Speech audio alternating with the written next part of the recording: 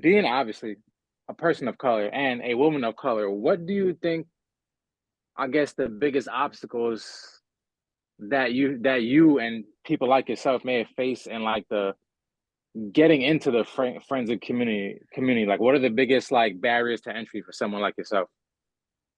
Yeah, well, I think I think it starts honestly as young as elementary school when we start to develop these unconscious biases. Mhm. Because what I noticed, like when I was coming up in the K through 12 space, I could not tell you a name of a woman or woman of color in STEM that I ever learned about, like in the historical perspective. Not Mae Mhm. Jemison, not Katherine Johnson, and not any of those people. And I think subconsciously, when you eliminate that representation, it has an effect on both groups of people, on the folks who are from minoritized backgrounds who don't see themselves.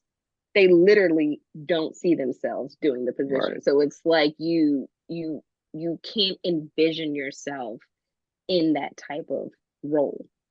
But also, I think we have to think about it from the perspective of the people who are in, the quote unquote dominant group, or the people who are represented, because as much as it affects us, I think it also affects them because they don't see us in that role either. And so subconsciously, they may not be trying to intentionally create these biases, but if they've gone their whole life and the only picture of someone in forensic science that they've seen is a white man, when all of a sudden they see a black woman, it's going to be jarring to them because that's not what they've been Mhm.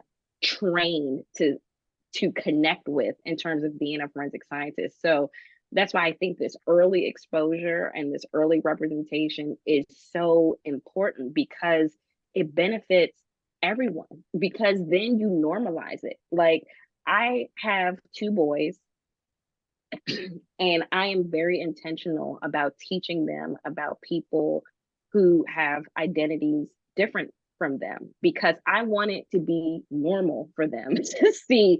Like, I Right. took them to the If Then She Can um, exhibit that centered women in STEM, because I don't want them to think that a female scientist is so shocking. Like, the fact that we're referred to as like female scientists just bothers me It's I a problem in know. itself. off the jump, because I'm like, Absolutely. because you don't say, look at this male scientist, he's so amazing. Look at this black scientist. Or look at this white scientist. You know what I'm saying? So I just feel like that's so weird to me. So I want to transition them to a space A where that's scientist. just right. Like that's just normal. Like they're like, okay, like that's a scientist. Like I Right. don't understand. So that's really, where I'm Sorry, I can't hoping. stop It's so That that weird, that, that you off the jump know? caught me off guard. My bad. But it's so weird. I think about it all the time, because I know right now we do it because it is kind of like the unicorn thing. And it's like, oh, wow, like Kelly Knight, the black woman science or whatever.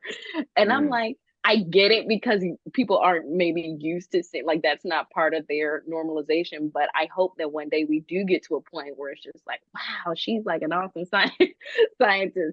So, and being in forensics, I mean, what's interesting about being in forensics is it is female dominated, right? So That's I don't true. think I ever worked in a Absolutely. space where there was not a lot of women. Like, my grad program was primarily women.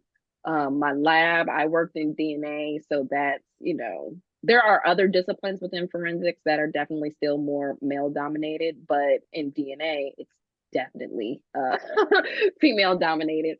So I don't think I ever really, struggled in terms of that part of my identity. But there were times where I would think, like, wow, like, I'm not gonna lie, like, where are the black people? Like, like, I would think to myself, like, am I like the only like black person That, here? Or I would go to like the AFS meetings and I'm like looking for, I'm like, hmm. hey, like, you try to single them out, like, hey, because it's just not a lot. of folks who look like us in these spaces. And again, it's all about that, that unconscious or that subconscious messaging that you get, like, why don't I see anyone, like, at this point in my life, I'm like, I clearly know I am fully capable of doing this work, and I belong here and all the things. But, when you're first getting into the field, it's kind of like, okay, like, where's everyone else? So yeah, Right. that's been kind of, interesting. I mean, I don't think I've necessarily personally experienced any bias against myself, like being in the lab or anything like that, because of Mhm. my identity, but it was more so like that unconscious or subconscious thought of like, okay, like no one is intentionally treating me poorly because of, the fact that I'm black or the fact that I'm a woman, but I still want to know, like, how come, like, there's like I'm the only one here, or how come there Right. isn't anyone else in the space? So that you still kind of have that thought, and that can kind of nag at you sometimes. And I mean, that's just my experience. I do know people who, have my same background, and they have definitely felt, bias towards them for those reasons. And everybody's experience is different, but yeah, we definitely have to be more mindful about that.